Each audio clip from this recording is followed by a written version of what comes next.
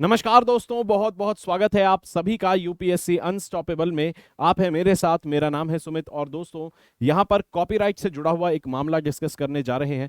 दरअसल दो social media companies हैं, दो सोशल मीडिया प्लेटफॉर्म्स हैं जिनके बीच में यहां पर कॉपीराइट को लेकर वॉर चल रही है, केस चल रहा है। और यहां पर मुद्दा इंपॉर्टेंट हो जाता है ये समझना कि आखिर कॉपीराइट जो राइट्स होते हैं ये आखिर क्या होते हैं।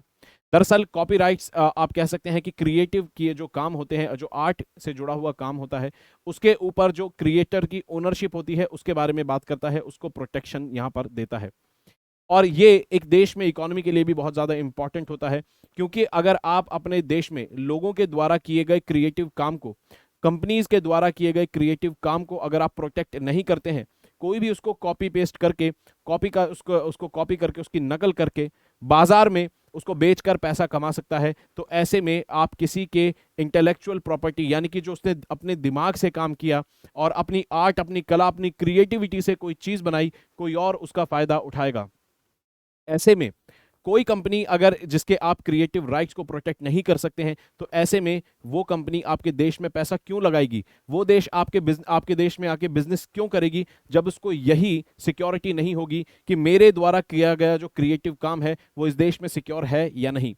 इसीलिए भी कॉपीराइट का जो मामला है वो जरूरी हो जाता है डिस्कस करना, क्योंकि ये डायरेक्टली सिर्फ दो कंपनियों का मैटर नहीं है, ये डायरेक्टली हमारी इकोनॉमी से भी जुड़ा हुआ है। ठीक है, तो एक देश के अंदर क्रिएटिव राइट्स को प्रोटेक्ट करने के क्या क्राइटेरिया हैं, वो डिसाइड करता है कि आपके देश के अंदर बिजनेस कैसा होगा, इनोवेशन कैसा होगा। इनोवेशन तो तभी बूस्ट होगा, इनोवेशन को बढ़ावा जभी मिलेगा जब इनोवेटर्स के राइट्स को आप प्रोटेक्ट करें, उनके क्रिएटिव काम को अगर आप प्रोटेक्ट करेंगे तभी इनोवेटर्स सामने आएंगे और इनोवेशन और लेकर आएंगे। यहां पर इस वीडियो में हम डिस्कस करेंगे वही मामला जो अभी हमने डिस्कस करा। तो यहां पर आपको समझ आना चाहिए इकोनॉमी के लिए इंपॉर्टेंट है अगर क्रिएटिव राइट्स आप प्रोटेक्ट कर रहे हैं। तो आपके देश में एफडीआई वगैरह आने का से डायरेक्ट लिंक आपको इन सब चीजों को मिलेगा। तो एफडीआई पर भी यहां पर क्वेश्चन 2013 में पूछा गया है यूपीएससी मेंस के अंदर। और उसके अलावा यहां पर आप देख सकते हैं लिबरलाइजेशन और इकोनॉमिक पॉलिसी से जुड़ा हुआ ये मामला यहां पर पूछा गया है, क्योंकि इकोनॉमी से जुड़ा हुआ ये मैटर आपको डायरेक्टली देखने को मिलेगा। उसके अलावा जीएस पेपर 3 के अंदर यहां पर टॉपिक ये जो है कवर होता है, इंडियन इकोनॉमी से जुड़ा हुआ टॉपिक आपको देखने को मिलता है। साथ में आगे बढ़ने से पहले इस क्वेश्चन को अटेम्प्ट करेंगे और इस क्वेश्चन का जवाब मैं वीडियो के एंड में आपको दूंगा।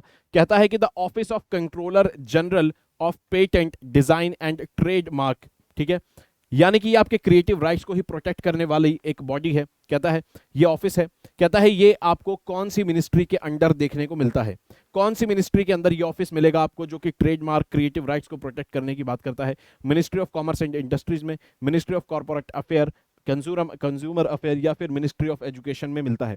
अटेम्प्ट करेंगे, वीडियो के एंड में इसको जवाब आपका मिल जाएगा। आज हमारा पॉइंट ऑफ डिस्कशन रहने वाला है कि भाई ये कॉन्सेप्ट ऑफ कॉपीराइट क्या है। उसके अलावा यहां पर ये आज अभी क्यों फिलहाल हम डिस्कस कर रहे हैं, साथ में यहां पर दो शब्द आपको देखने को मिलेंगे, सब्सटेंशियल इमिटेशन और साथ में पासिंग ऑफ। ये दो शब्द आपको देखने को यहां पर मिलेंगे। ऐसी term based questions UPSC prelims में कई बार पूछ लेता है, जैसे वो आपको बोल देगा कि भाई recently the terms substantial imitation and the passing off was in news, और ये किस कानून से रिलेटेड है, to which law these two terms are related. ठीक है, कह देगा ये दो टर्म्स रिसेंटली अभी न्यूज में थी और ये कौन से कानून से रिलेटेड है, तो कॉपीराइट के कानून से ये जुड़ी हुई है। अभी यहां पर वीडियो में हम इसको और डिस्कस करेंगे, समझ आएगा कि आखिर ये टर्म्स क्या है और इनका मतलब क्या है। ठीक है, चलिए, तो अगर यहां पर बात करें, यहां पर एक केस आपको देखने को मिलता है, दिल्ली हाई कोर्ट में यहां पर एक केस आया है जहां पर कहता है कि दो सोशल मीडिया प्लेटफॉर्म्स हैं, उनके बीच में युद्ध चल रहा है। एक जो सोशल मीडिया प्लेटफॉर्म है humans of Bombay, humans of Bombay जो है एक ऐसा सोशल मीडिया प्लेटफॉर्म है जो कि अपनी वेबसाइट पर, अपने सोशल मीडिया पर, इंस्टाग्राम पर, यूट्यूब पर ऐसी स्टोरीज लेकर आता है कॉमन लोगों की, आम लोगों की, जिन्होंने कुछ अच्छा सोसाइटी में कुछ कंट्रीब्यूट करा हो, जिनसे उनके जीवन में कुछ बदलाव आया हो या फिर समाज में वो बदलाव आया हो। यानी कि आम आदमी की स्टोरीज को सामने लेकर आता है ह्यूमंस ऑफ बॉम्बे नाम का ये प्लेटफॉर्म। ऐसा ही सेम प्लेटफॉर्म आपको देखने को मिलेगा पीपल ऑफ इंडिया करके। तो पीपल ऑफ इंडिया भी ऐसा एक प्लेटफॉर्म है जो कि जिस तरह से ह्यूमन ऑफ बॉम्बे अपनी स्टोरीज दिखाता है, आम आदमी की स्टोरीज लोगों तक पहुंचाता है, ऐसे ही पीपल ऑफ इंडिया प्लेटफॉर्म भी आम आदमी की स्टोरीज लोगों तक पहुंचाता है। ठीक है, और जो ह्यूमंस ऑफ बॉम्बे हैं उनके लगभग 2.7 मिलियन फॉलोवर्स हैं, यानी कि लगभग 27 लाख फॉलोवर्स इनके इंस्टाग्राम पर हैं। उसके अलावा लगभग 15 लाख फॉलोवर्स आपको मिलेंगे पर्सन्स ऑफ इंडिया के। तो दोनों की ही अच्छी खासी सोशल मीडिया पर प्रेजेंस है। और ऐसे में यहां पर ह्यूमंस ऑफ बॉम्बे ने ये आरोप लगाया है पर्सन्स ऑफ इंडिया प्लेटफॉर्म पर कि पर्सन्स ऑफ इंडिया प्लेटफॉर्म ने क्या किया है, ह्यूमंस ऑफ बॉम्बे का जो प्लेटफॉर्म है उसके किए गए काम को कॉपी यहां पर किया है। जो काम ह्यूमंस ऑफ बॉम्बे करता है लगभग वैसा ही यहां पर किया है। उनकी कई वीडियोस को, कई फोटोज को यहां पर उन्होंने कॉपी करा है और अपनी स्टोरीज में उन चीजों को यहां पर दिखाया है।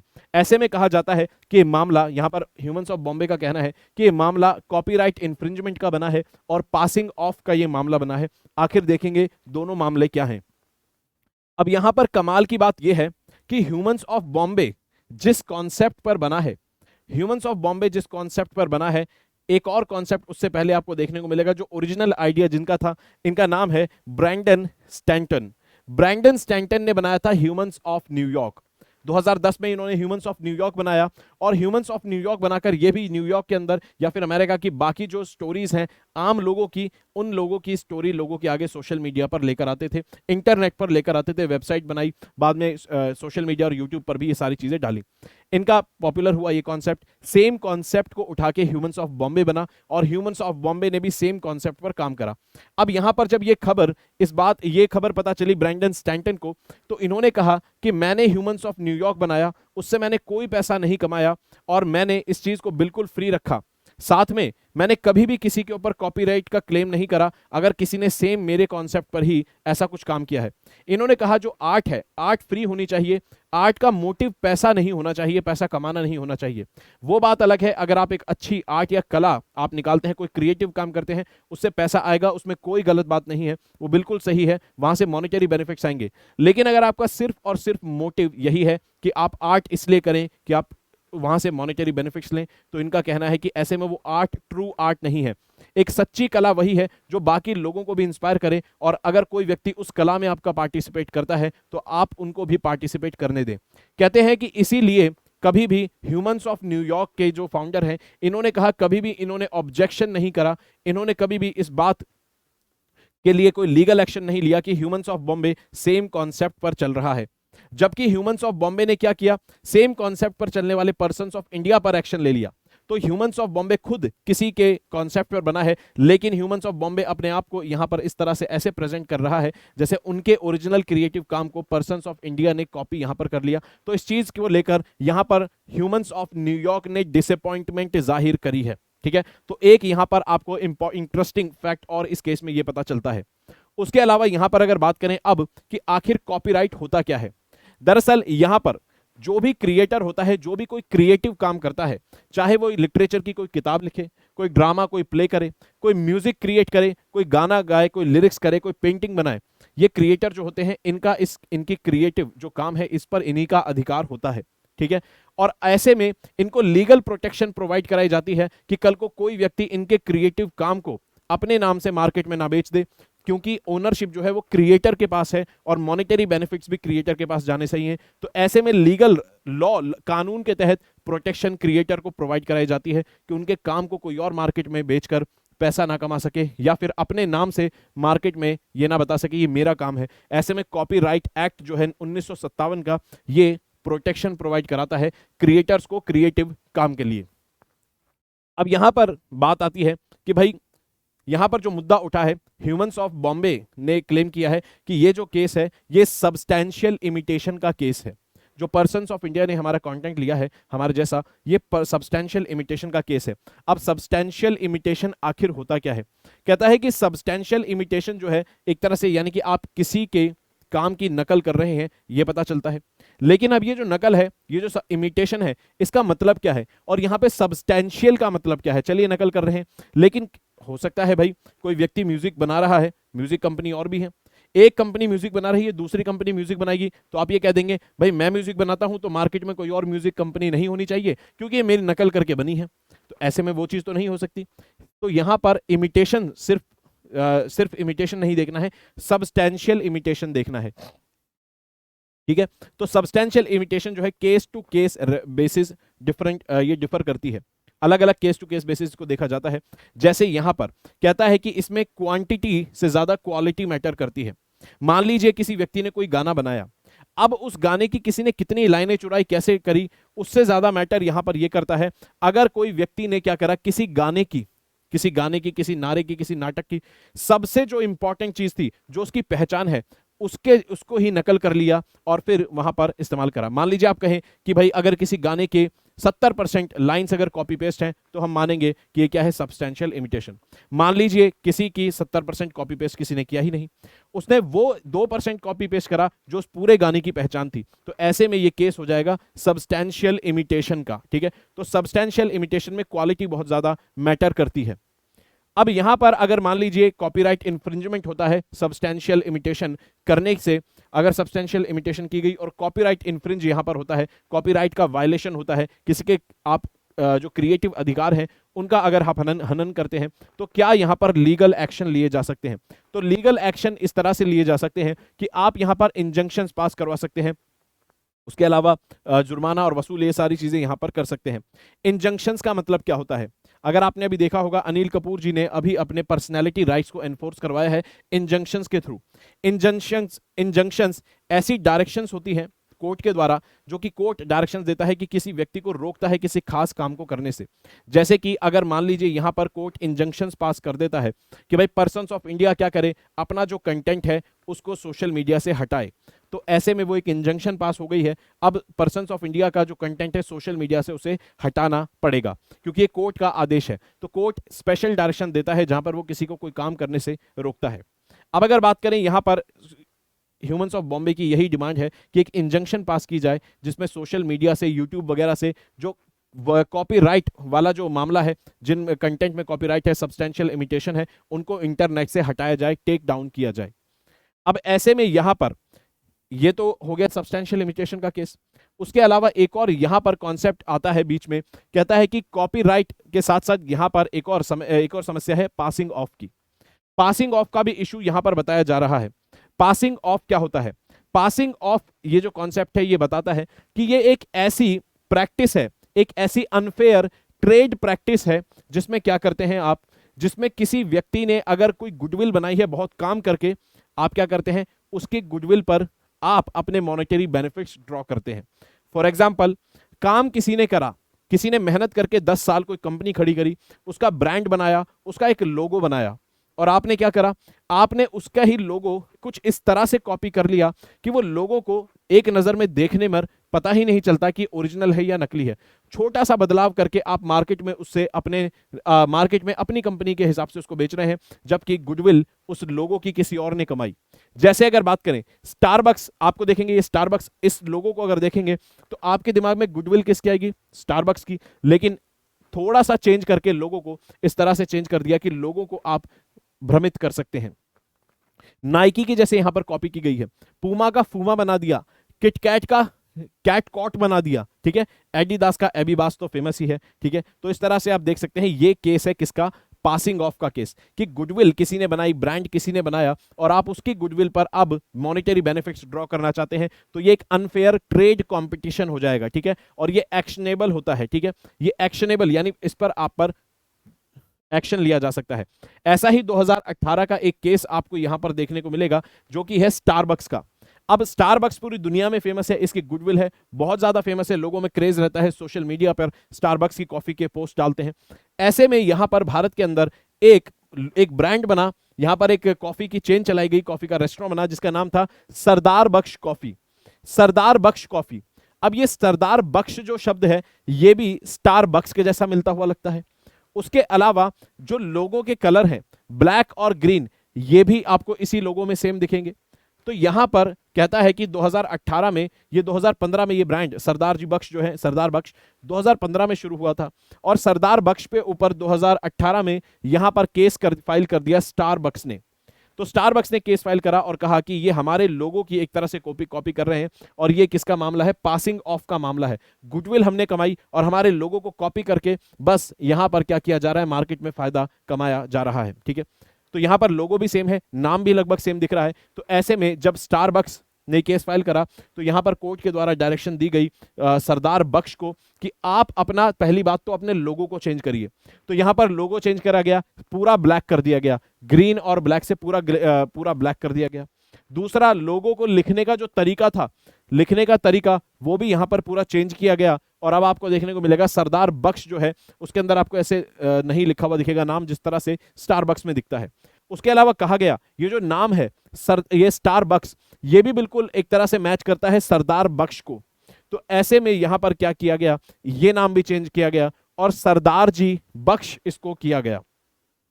तो अब सरदार बख्श नहीं, सरदार जी बख्श ये कॉफी है। तो यहां पर आप देख सकते हैं ये था पासिंग ऑफ का मामला। ठीक है, एक और यहां पर मामला होता है जिसको कहते हैं रिवर्स पासिंग ऑफ। एक और यहां पर कॉन्सेप्ट है जिसको कहते हैं रिवर्स पासिंग ऑफ। ये रिवर्स पासिंग ऑफ का जो कॉन्सेप्ट है, इसके अंदर क्या होता है, एक कंपनी दूसरे कंपनी का कुछ कॉपी नहीं करती है। यहां पर क्या किया सरदार बख्श ने लोगो कॉपी करा लगभग स्टारबक्स का, और फिर अपना ही माल बेचा। बेच तो अपना ही माल रहे हैं, अपनी ही कॉफी लोगों को पिला रहे हैं, लेकिन उनका नाम जो उनका लोगो है, उनका ब्रांड, उसको कॉपी करा। लेकिन रिवर्स पासिंग ऑफ में क्या होता है, यहां पर एक कंपनी दूसरे कंपनी का माल ही मार्केट में बेचने लग जाती है और उसको यह बताती है कि ये हमारा माल है। जैसे मान लीजिए कंपनी ए क्या करे, कंपनी बी, यहां पर कंपनी बी है, कंपनी ए कंपनी बी का प्रोडक्ट मार्केट में बेचने लग जाए, कंपनी ए कंपनी बी का प्रोडक्ट मार्केट में बेचने लग जाए और ये बताए कि ये मेरा, यानी कि कंपनी ए का ही प्रोडक्ट है, तो इसे कहा जाता है रिवर्स पासिंग ऑफ। और ये भी एक तरह की अनफेयर ट्रेड प्रैक्टिस है। ठीक है, तो यहां पर ऐसे केसेस में आप देखते हैं कि कॉपीराइट वायलेशन वगैरह सारी चीजें होती हैं। अब ऐसे में बहुत जरूरी हो जाता है कि भाई कोई देश, किसी के देश में अगर उसको इकोनॉमिक एक्टिविटीज करानी है तो एफडीआई चाहिए, इन्वेस्टमेंट चाहिए। तो फॉरेन कंपनीज को अगर आपको अपने देश में बुलाना है तो फॉरेन कंपनीज को यह भरोसा होना चाहिए कि इस देश में अगर हम जाएंगे तो हमारा जो क्रिएटिव काम है, हमारे जो ब्रांड की वैल्यू है, हमारे क्रिएटिव काम को यहां पर प्रोटेक्शन मिले। ठीक है, इसीलिए आप देखेंगे कि देशों के अंदर रिसर्च एंड डेवलपमेंट में जो कोलैबोरेशन होता है वहां पर तो और भी ज्यादा जरूरी हो जाता है। अगर दो देश मिलकर कोई इनोवेटिव काम कर रहे हैं तो वहां पर उनके जो क्रिएटिव वर्क है उसको प्रोटेक्शन मिलना बहुत जरूरी हो जाता है। इसलिए सरकार यहां पर कई कदम उठाती है। सरकार इंटेलेक्चुअल प्रॉपर्टी राइट्स को, इन्हें कहते हैं इंटेलेक्चुअल प्रॉपर्टी राइट्स, जैसे कि आपकी फिजिकल प्रॉपर्टी है, कोई इस पर कब्जा कर ले और उसको अपने हिसाब से यूज करे तो वो तो आपको साफ साफ दिखेगा कि आपकी फिजिकल प्रॉपर्टी, आपका मकान है, जमीन है, उस पर कब्जा हो गया। लेकिन अगर आपका कोई क्रिएटिव काम है, क्या उस पर कब्जा हो सकता है? और क्रिएटिव काम कहां से निकलता है? आपके इंटेलेक्ट से, तो वो आपकी इंटेलेक्चुअल प्रॉपर्टी हो गई। तो इंटेलेक्चुअल प्रॉपर्टी पर भी कोई कब्जा करके उसको मिसयूज कर सकता है और ऐसे में अगर ऐसा होता है तो कॉपीराइट जैसे एक्ट आपको प्रोटेक्ट करने के लिए होते हैं। तो यहां पर कोशिश की जाती है, देश के अंदर कोशिश सरकार करती है कि इंटेलेक्चुअल प्रॉपर्टी राइट्स को सिक्योर करने के लिए कदम उठाए जाए, लोगों में ये अवेयरनेस फैलाई जाए कि अगर आप कोई इनोवेशन करते हैं, अगर आप कोई नई चीज का आविष्कार करते हैं, कोई नई चीज की खोज करते हैं, तो आप उसको जाके रजिस्टर करवाइए, उसका पेटेंट लीजिए, आप इंटेलेक्चुअल प्रॉपर्टी राइट्स उसके लीजिए ताकि कोई और व्यक्ति उसको कॉपी ना कर पाए और इससे देश में इनोवेशन को बढ़ावा मिले। तो इसलिए देश में यहां पर कोशिश की जा सकती है, की जाती है और ऐसे केसेस आप देखते हैं। चाइना का तो बुरा हाल है, आप देखेंगे चाइना हर चीज की कॉपी कर लेता है। ठीक है, और यहां पर किसी भी प्रकार का ये कॉन्सेप्ट नहीं होता कि international property rights, international intellectual property rights का कोई कॉन्सेप्ट नहीं है। ठीक है, स्टारबक्स की कॉपी यहां पर सरदार जी बख्श अच्छे से कर रहे थे, वो तो स्टारबक्स ने जब केस फाइल करा तब यहां पर सुनवाई हुई। तो कॉपीज आप देखेंगे मार्केट में आपको बहुत चीजों की मिल जाएगी, अगर उस पर केस फाइल हो जाएगा तो सुनवाई हो जाएगी तो मैटर शांत हो जाएगा। लेकिन ऐसा कोई कॉन्सेप्ट नहीं है कि इंटरनेशनल लेवल पर कि किसी एक ब्रांड ने अगर कुछ बना लिया तो किसी भी देश में कोई भी उसको कॉपी नहीं कर सकता है। वहां पर कॉपी वो कर लेते हैं, हालांकि इंटरनेशनल जो अग्रीमेंट्स हैं वो इसको गवर्न करते हैं, लेकिन ये देखा गया है कि जब केस फाइल होता है तभी चीजें निकलकर सामने आती हैं, वरना तो आपने देखा है कि मार्केट के अंदर इस तरह से ब्रांड्स और लोगोस की कॉपीज चलती रहती है। तो इंटेलेक्चुअल प्रॉपर्टी राइट्स को सिक्योर करना बहुत जरूरी है। ठीक है, चलिए, तो जैसा कि आप जान सकते हैं दोस्तों, स्पेशल क्लास में आप मेरे साथ जुड़ सकते हैं। नेक्स्ट मंथ से स्पेशल क्लासेस शुरू हो जाएंगी। उसके अलावा प्लस कोर्सेज में आप मेरे साथ जुड़ सकते हैं। 6ठी से 12वीं तक की एनसीईआरटी को बहुत अच्छे से डिटेल में कवर किया गया है और कोड लगाएंगे SMK लाइव। अगर SMK लाइव आप कोड लगाते हैं तो आपको अनअकैडमी के कोर्सेज पर भारी मात्रा में डिस्काउंट यहां पर मिलता है। साथ ही में अगर आप यहां पर देखें तो 50% तक आप सब्सक्रिप्शन पर अपना पैसा बचा सकते हैं अगर आप कोड लगाएंगे SMK लाइव। ठीक है, चलिए, उसके अलावा प्रयास बैच जो है उसमें आखिरी मौका है अब आपको यहाँ पर एनरोल करने का 2024 के लिए। बहुत कम समय बचा है, तो अगर आपको तैयारी करनी है इस बीच तो कोड लगाएंगे SMK लाइव। उसके अलावा ऑप्शनल बैचेस भी आप यहाँ पर देख सकते हैं। ऑप्शनल बैचेस आपको हर तरह के दिखेंगे, सोशियोलॉजी, ज्योग्राफी, PSIR, हिस्ट्री और पबैड, सभी आपको ऑप्शनल कोर्सेज यहाँ पर मिलते हैं। कोड वही रहेगा SMK लाइव, ठीक है। चलिए, तो यहां पर देखेंगे सभी प्रकार के बैचेस आपको मिलते हैं। आगे बढ़ने से पहले जवाब लेते जाएंगे। इस क्वेश्चन को अटेम्प्ट करना था, आप बताएंगे कमेंट बॉक्स में भी, और इसका जो सही जवाब है वो है ए, यानी कि ministry of commerce and industries के अंदर आपको वो ऑफिस मिलता है जो कि आपके इंटेलेक्चुअल प्रॉपर्टी राइट्स को, आपके क्रिएटिव काम को प्रोटेक्शन देता है, उसके लिए काम करता है, ठीक है। तो यहां पर भारत सरकार में आपको देखने को मिलेगा ये ऑफिस भारत के अंदर इंटेलेक्चुअल प्रॉपर्टी राइट्स को बढ़ावा देने के लिए, उसको सिक्योर करने के लिए आपको देखने को मिलेगा, जो कि ministry of commerce and industries में आता है। साथ ही में यहां पर 2019 का आपको क्वेश्चन देखने को मिलता है अटल इनोवेशन मिशन पर। जाहिर सी बात है, इंटेलेक्चुअल प्रॉपर्टी राइट्स सिक्योर होंगे तभी तो कोई इनोवेशन की तरफ आगे बढ़ेगा, उसको ये एहसास होगा कि मेरा इनोवेशन का काम प्रोटेक्ट होगा यहाँ पर।